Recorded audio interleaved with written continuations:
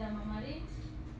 గీతలోని మొత్తం 18 అధ్యాయాల సారాంశాన్ని ఇక్కడ ఇస్తున్నాను. 18 వాక్యాలలో ఇక్కడ ఇస్తున్నాను. వన్ లైనర్ గీత. దీన్ని అందరికీ ఫార్వర్డ్ చేసి సర్క్యులేట్ చేస్తారా? ప్రతి ఒక్కరూ 4 రోజుల్లో 100 మందికి ఫార్వర్డ్ చేయాలని అభ్యర్థించారు.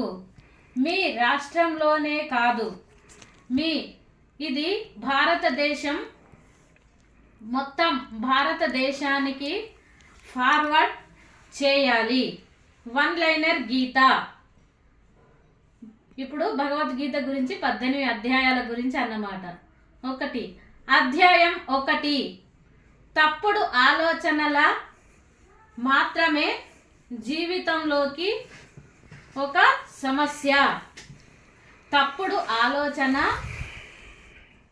మాత్రమే జీవితంలో ఒక సమస్య. అధ్యాయం 2 సరైన జ్ఞానం మన సమస్యలన్నింటికీ అంతిమ పరిష్కారం.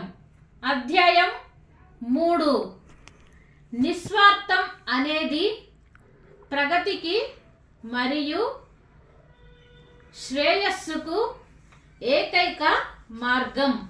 అధ్యాయం 4 ప్రతి చర్య ప్రార్థనకు యొక్క చర్య కావచ్చు. అధ్యాయం 5 వ్యక్తిత్వం యొక్క అహంకారాన్ని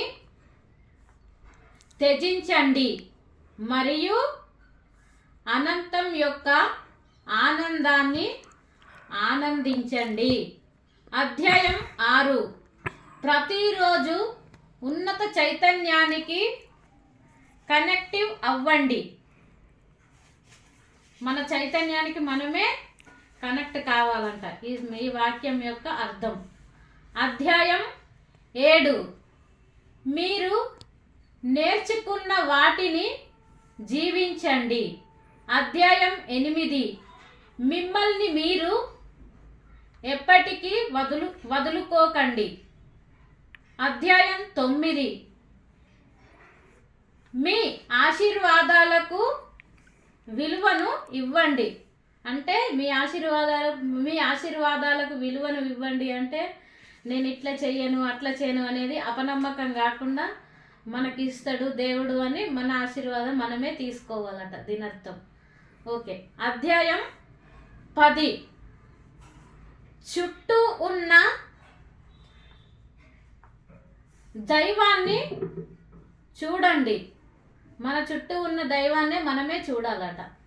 అధ్యాయం 11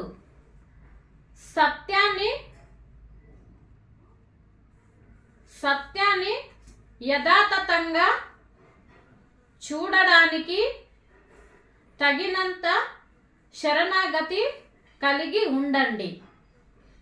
ఈ అధ్యాయం మరొకసారి వాక్యం. అధ్యాయం 11 సత్యాన్ని యథాతథంగా చూడడానికి తగినంత శరణాగతి కలిగి ఉండండి. అధ్యాయం 13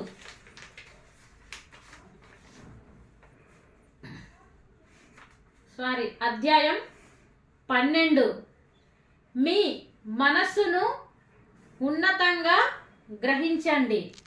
అధ్యాయం 13 మాయ నుండి వీడిపోయి దైవానికి అనుబంధం కలిగి ఉండండి.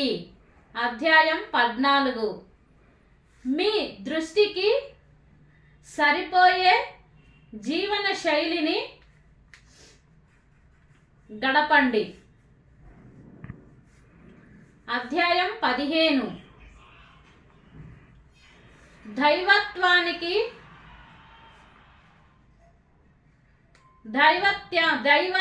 దైవత్వానికి ప్రాధాన్యతను ఇవ్వండి.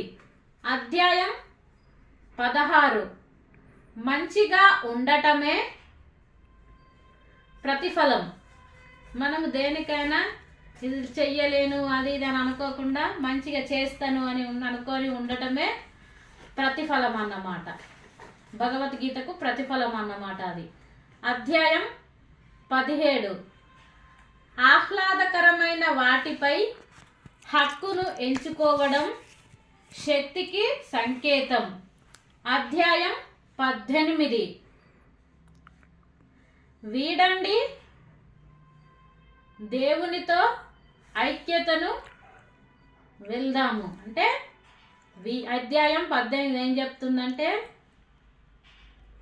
విడుండి దేవునితో ఐక్యతకు వెళ్దాము, అంటే దేవుని దారిలో వెళ్దామన్నమాట. ఈ సూత్రంలో ఆత్మ పరిశీలనను చేసుకుందాం. అంటే ఈ 18 అధ్యాయాల వాక్యాల గురించి ఆత్మ పరిశీలన చేసుకుందాం అన్నమాట. నా వీడియో కనుక మీకు నచ్చితే సబ్స్క్రైబ్ చేయండి, లైక్ చేయండి, షేర్ చేయండి. శ్రీకృష్ణ పరమాత్మనే నమః.